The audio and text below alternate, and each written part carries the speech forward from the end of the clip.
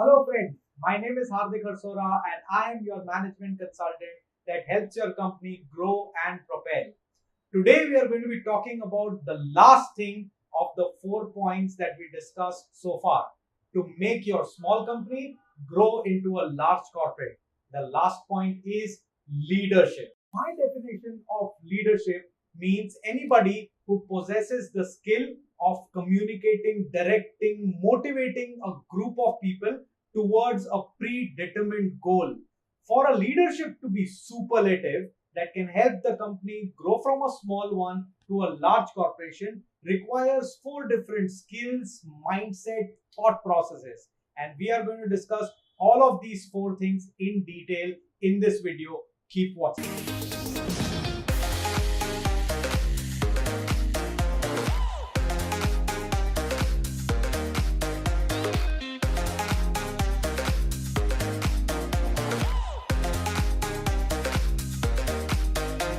Welcome back. So, the first point to make you a superlative leader is communication. Guys, I can't tell you how important is communication. Let me tell you a story. Okay, there was a fantastic leader, a captain of a ship, and there were lots of stories of his brilliant leadership going around the town. A journalist of a very reputed newspaper decided to learn what makes this wonderful captain wonderful and what are the leadership quality that he possesses. So he went to the leader, the captain of the ship, and told him that I would like to interview you. The captain understood what the journalist really wanted to know and then advised him to come along with him on a journey in the sea and the ocean instead of interviewing him. The journalist agreed. Now they go on a voyage in the ocean. The moment they reach, the deep portion of the ocean, they are hit by the first group of pirates. This first group is a small group, about 20, 30 people. The captain is made aware that there is a pirate and a group of pirates and they are going to attack. The captain says, "Get my jacket." He gets his jacket. He starts announcing that we got to make sure that we kill all of these pirates and we come out as winners. He motivates the employees and everybody kind of starts shooting, whatever weapons they have, and they end up winning that war. And now the journalist is taking notes and he thinks, oh, you know what? This is how he gets his work done. He is communicating it very, very well. He's motivating his people very, very well. And then he moves ahead in the ocean. And then, there is another group of pirates that come along. And now this time, this group is far bigger than the earlier one. Now this time, the journalist is thinking, what is the captain going to do next? The captain shouts out and calls out for a red dress. So he says, "Get me my red shoes, my red pants, and my red t-shirt or shirt." And now the journalist wonders, why is he calling for a red uniform? And he doesn't understand. But anyways, the same thing happens. He talks to his soldiers, his employees, everybody gets together and kind of puts up a fantastic hard-hitting battle against this group. Again, ends up winning it. Journalist is extremely eager now to know why a red, and this is what the captain ends up telling him, that I wore a red attire because I knew that this group of pirate is bigger than the earlier one, which means they are going to attack us really hard. They are going to retaliate really hard. And I may get shot. If I get shot, I will be bleeding. And I don't want my soldiers to see me bleeding, because if they see that, they will get demoralized. And when they get demoralized, they may not be able to action the way they should action against a tougher enemy, against a tough competition in case of business. It is extremely important to communicate to the people how they are going, how they are doing, how they are being valued in the bigger goal of the business. How do you see them? How do you see your company growing? This communication, the things that you communicate via your words, the things that you communicate via your actions, all of it really, really matters. And that is what builds a perception in the mind of your team, which is striving to move forward. If they see a leader who's communicating lethargy because he's not very enthusiastic in his actions, but is only writing beautiful emails, it's not going to work. If it's a leader who's constantly talking about saving costs, then everybody is going to get directed towards saving costs. Even if they come up with a fantabulous idea to market your product, they are not going to do that because they understand, and not because you've told them, but because they have seen you do that. They understand that this is not going to go through. Why waste time? So they may not even say, they would reject the ideas in their minds.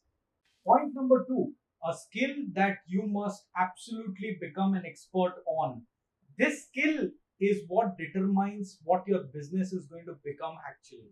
And the skill that I'm talking about now is called decision making. Your business is an outcome of all the decisions that you've made in the past. Think about it. You decided to bring a product in a particular geography that you operate in, and that is why your turnover is what it is. You probably decided to get in an employee of a certain kind, which is why you were able to do that particular work, increase the volume of that particular work, and that gave you an edge over others. You decided to market in a certain way, which is why your people, your customers recognize you as a company and want to buy from you.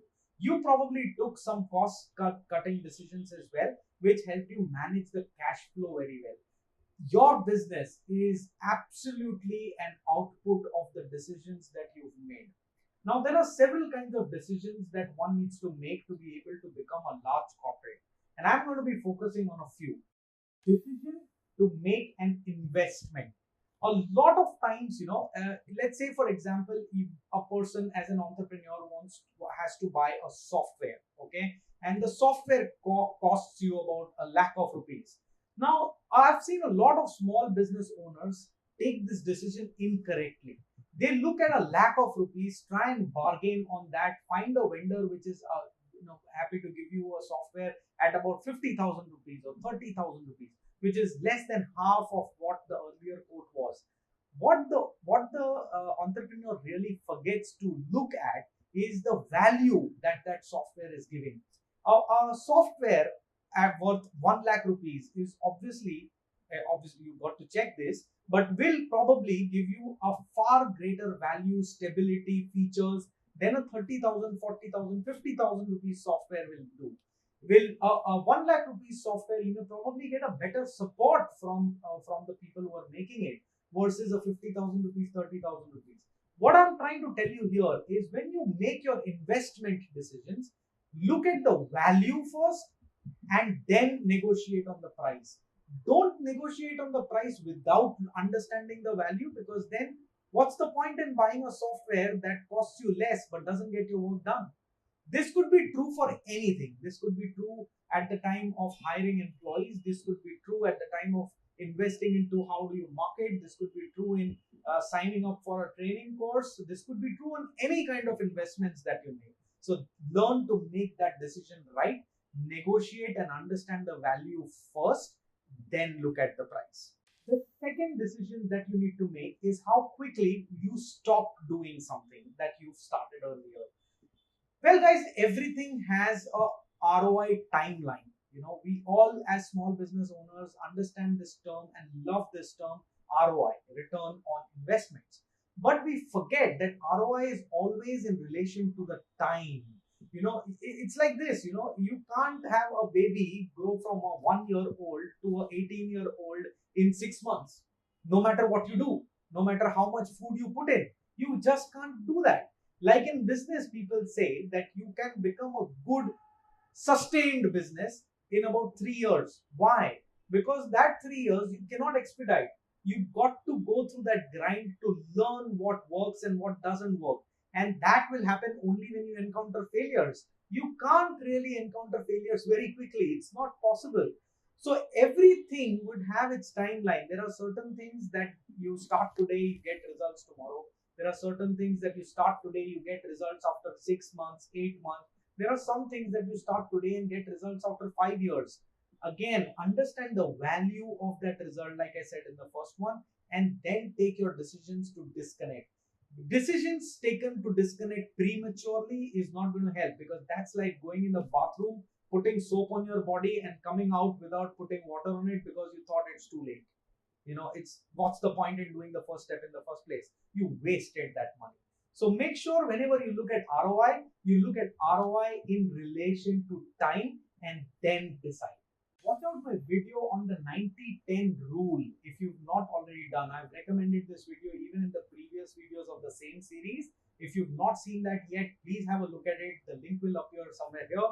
If you're watching this on Facebook, it will appear in the description box. That video talks about how to be consistent with the decisions that you take. Remember, guys, the decision making also is a kind of communication, which is the first point to your employees. If you take very quick decisions and if you take very slow decisions, both are going to keep your employees confused on what is the way the company is heading. You take a decision on day one to recruit, you take a decision on day two to fire. It's a very confusing atmosphere that you're making. People, if become unstable, nothing is going to function. So learn and master the skill of decision making. Yes, one more thing that I forgot to tell you, which I must say, you must take decisions. Procrastinating and not taking decision by any means is not a good decision making skill. Point number three. Now, this point number three is very, very important, because if you don't do the point number three right, you possibly cannot do the point number two and one correctly, the communication and the decision making. Point number three is called knowledge. Now, I divide knowledge into two parts: internal knowledge and external knowledge. Now, when I say internal knowledge, I mean your knowledge internally of your company. What's happening in your company? What's happening in different departments? What is it that the employees are talking? What is it that they are feeling? Now, there are two ways in which this can be done. One is the right way, in my opinion, and the other one is the most used way. Now, I'll talk about the other most used way first. The most used way is by having spies in different departments. You know, that special person who you can trust, and that person kind of gets you all the secret information of what's happening in the department. A lot of small business owners I've seen pride on the fact that they have spies installed in different departments who tell them what's happening. I personally feel that's a wrong way to do it. Why? Because, like I said in my previous videos, that everybody is a monkey, right? We look up to certain people and then we automatically start enacting, mimicking them. If you have spies in other department to tell you what's happening in that department, people are very smart, more smart than you and I would like to believe. They may have spies who are leaking out information from your meeting, the meeting that you have as a management. You have, maybe your spouse is a partner with you, maybe you have somebody else as a partner with you, or maybe you're doing some meetings with the department heads. All of that information that needs to go out only in a certain way may possibly end up going out in a very crude fashion, and you don't want that to happen. So don't have spies in your company. The other way, which is the right way of doing things, is to fall back on data, is to fall back on numbers, is to fall back on performance measurements. If you do not have performance measurements, if you do not have numbers to tell you what's happening, well, you have a problem. Now, some of you may ask me, how do you get that? Well, design processes, and then once you design the processes, start measuring them on efficiency and productivity in your company. How to do that? Watch out for my second video on execution. I can give you more details. Put it in the comments what you would like, and I'll make a video on that. If you do not have numbers on certain qualitative aspects, like for example, you may ask me, how do I know whether my people are happy or whether my people like each other? Well, there are ways to do that. There are ways to construct 360-degree feedback forms and be able to do that without anybody knowing who gave them good feedback, who gave them bad feedback. And that again, you could put it in the scorecard, which is a way in which you can incentivize people. So if I work very well with the other people, my 360-degree feedback score will be very nice, and I am motivated because I get paid for that good feedback. That's the way you should manage your internal feedback. Fall back on data, because the data does not lie and it definitely does not mimic anything. External knowledge. External knowledge, what I mean is any knowledge required for you to understand your industry better. A lot of small business owners remain to be small business owners because they are constantly in the mindset of, I know everything and there is nothing that I need to know more. I know why my product is running. I know why the market behaves in a certain way. Now, when you do this, that I know it all, you end up changing nothing, because there are only few things that you can change with what you know, and those things you probably have already changed. Now, therefore, you are left with no other option but to let the business take its own course, grow and die automatically. You don't have to do anything for it, because you're not changing anything. You're just behaving the way you were maybe 5 years ago, or 5 years down the line. You are going to remain the same person and the same business. Therefore, how do you get external knowledge? Well, you can get external knowledge in two ways. Number one, you can get external knowledge about your industry by reaching out to industry related journals, subscribing to them, by taking membership in associations which are for your particular industry, by going into networking sessions and understanding what other people are doing. This is one way in which you can get industry specific information about your company, about your industry that you operate in. The other way of getting information externally is by talking to your customers. Now, you can divide your customers into three parts. Number one are the customers who are giving you more and more business as the time passes by. So they were giving you an X lakh rupees of business. Now they have moved to Y, which is X plus Y, and now they are moving to X plus Y plus Z. So they're constantly increasing the amount of business that they do with you. You can reach out to them, talk to them, what's happening. You could also reach out to customers who are consistently giving you the same amount of business. That's the second kind of customers that you can talk to. And you could also talk to the third kind, which are people who are not giving you business or sliding away from you. You could talk to those kind of customers also. It is not okay to only restrict yourself to customers only. You can also go to your dealers, retailers, wholesalers, and have an understanding of how they operate their business. Last but not the least important point, this is the fourth point, and the fourth point is me first attitude. Now, this is not a skill, it's an attitude. Now, my industry, there are a lot of players in the consulting training industry, and there is this beautiful message that's floating, and this message only benefits the trainers and consultants. And I'm going to dig my grave here by letting this out, but I'm going to do this for your benefit. The statements that I keep hearing is, it's your birthright to be free. You got to be free. You got to be enjoying your life because you're an entrepreneur. This statement is as wrong as it can be, because if there is no entrepreneur who's absolutely free, and if they have reached that particular stage of life where they have very brilliant CEOs managing their company. We as small business owners need to move from this stage to another, to another, to another, to finally reach that stage.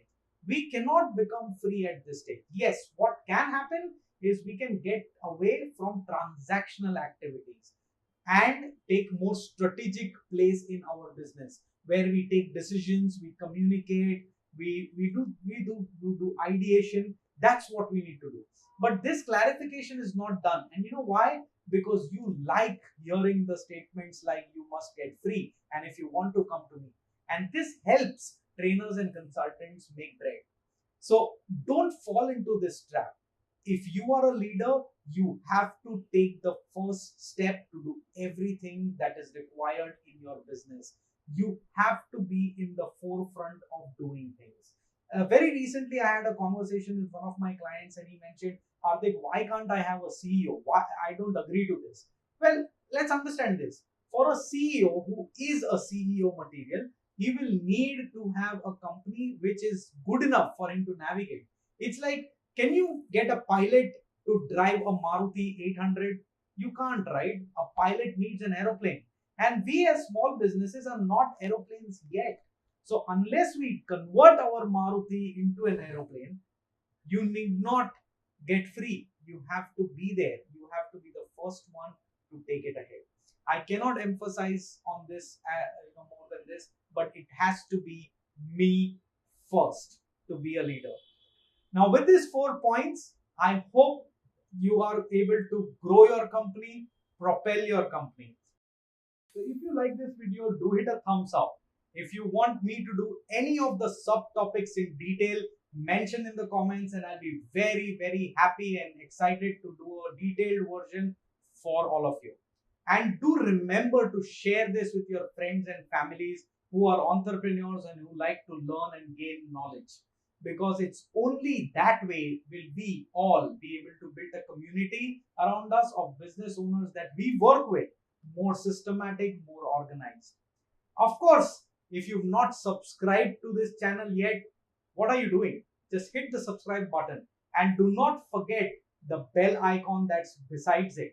Once you hit the bell icon, every time there is a video, you will be notified and we together will propel our businesses. Thank you very much. Keep propelling.